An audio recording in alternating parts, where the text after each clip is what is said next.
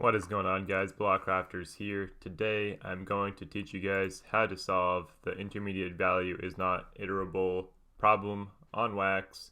If you're using the Brave browser, there's a pretty simple solution. You have to turn shields off, and you can do that by clicking on the Brave logo up here and then shields up for this site. You want to click this button and turn it off. This article right here is from Alien Worlds if you want to read it. I will leave a link to this in the description down below. So you can turn off shields if you're using Brave. If you're not using Brave, you can turn off pop-up blockers, etc. That should fix your problem.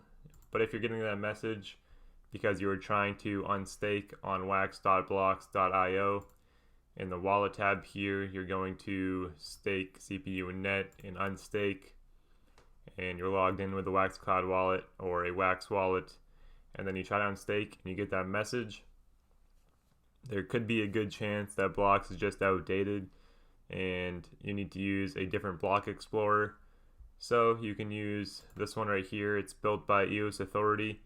It's wax.eosauthority.com. I will leave a link to this in the description down below as well. You can log in with your Wax Cloud wallet. These two sites are just block explorers.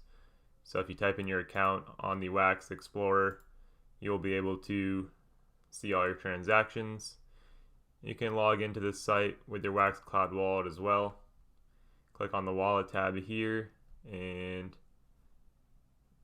let's see, add account. Wax Cloud wallet pops right up. Just log in with that and then try to manage CPU and RAM unstake tokens. So this should work. If you are trying to unstake all of your wax, it may not work. You have to leave a little bit of wax in there for the actual transaction itself. And I'm just making this video to help you guys out. I've seen a lot of messages on Discord saying the intermediate value is not iterable or iterable or whatever. I don't know what it's called. Hopefully this fixes your problem. If not, drop a comment down below. Hopefully I can help you out. You need resources to make transactions on Wax, so you can see your resources on the Wax Cloud Wallet website.